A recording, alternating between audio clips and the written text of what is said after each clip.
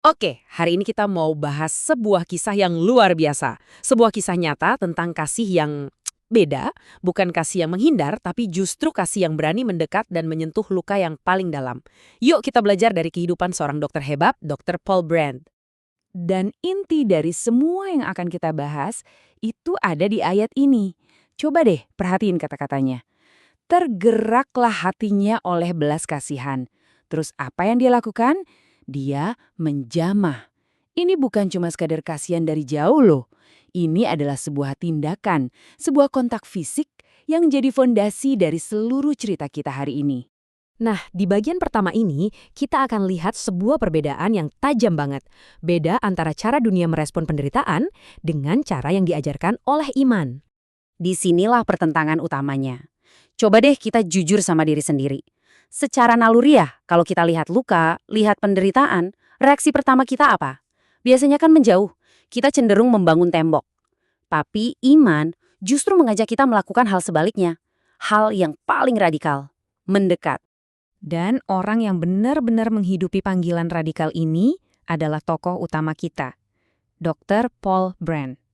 Coba bayangin ya, dia ini seorang ahli bedah ortopedi yang super hebat. Karirnya cerah, bisa aja dia pilih hidup nyaman dimanapun. Tapi, dia memilih jalan yang sama sekali berbeda. Dia memilih melayani mereka yang paling dibuang, paling ditakuti oleh masyarakat. Para penderita kusta di India. Oke, sekarang ayo kita gali lebih dalam. Gimana sih pilihan dokter Brand ini bukan cuma soal profesi, tapi ini adalah sebuah misi. Misi untuk menyentuh mereka yang oleh dunia dianggap nggak layak disentuh. Dan lagi-lagi kita kembali ke tindakan inti ini. Yesus menjamah dia. Di zaman itu, penderita kusta itu dianggap najis, haram hukumnya untuk disentuh. Jadi tindakan sederhana ini, wah ini adalah sebuah revolusi. Sentuhan fisik itu bukan cuma menyembuhkan kulitnya, tapi seolah-olah bilang, kamu itu berharga, aku melihatmu, kamu manusia. Jadi kalau kita lihat poin-poin ini, kita jadi sadar ya, pelayanan dokter Brand itu jauh lebih dalam dari sekedar meja operasi. Betul, dia melayani penderita kusta. Tapi dia nggak cuma benerin tangan atau kaki mereka yang rusak. Dia memulihkan jiwa mereka yang hancur karena ditolak. Dia mengembalikan sesuatu yang udah direnggut dari mereka. Martabat sebagai manusia. Oke, siap-siap ya, karena kita masuk ke bagian yang menurut saya paling bikin kaget dari cerita ini. Sebuah penemuan yang benar-benar memutarbalikkan logika kita semua, dan ini jadi jantung pemahaman Dr. Brand, baik secara medis maupun spiritual. Saya mau ajak kamu mikir sebentar. Kalau saya tanya, apa sih penderitaan terbesar dari penyakit kusta? Mungkin yang langsung muncul di kepala kita itu luka-lukanya yang mengerikan. Atau rasa sakit yang luar biasa. Ya kan? Kedengarannya logis. Tapi, gimana kalau jawaban sebenarnya adalah kebalikannya? Dan inilah dia jawabannya, sesuatu yang sangat mengejutkan. Penderitaan utama kusta bukanlah adanya rasa sakit, tapi justru hilangnya rasa sakit. Ternyata, rasa sakit itu adalah sebuah anugerah loh. Itu adalah sistem alarm dari Tuhan buat melindungi tubuh kita. Tanpa alarm itu, tubuh mereka bisa hancur sedikit demi sedikit, tanpa mereka sadari. Nah, penemuan ini mengubah segalanya. Tiba-tiba fokusnya jadi bergeser. Bukan lagi cuma mengobati luka yang sudah ada, tapi gimana caranya mencegah luka baru. Dr. Brand berubah peran. Dari sekedar dokter jadi seorang guru.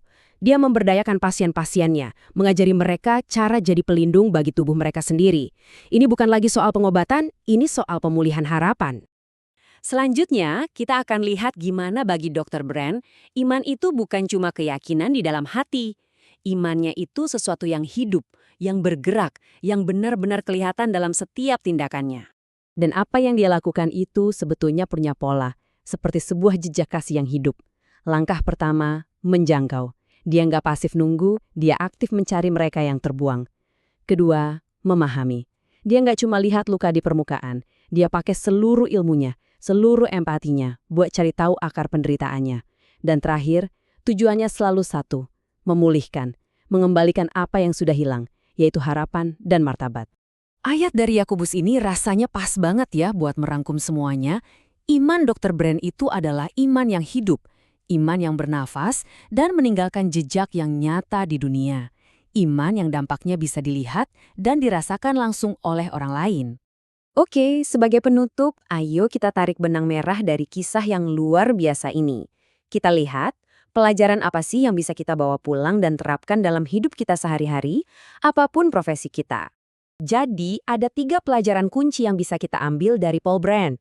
Pertama, kasih yang sejati itu melawan arus. Ia bergerak menuju luka, bukan lari menjauhinya.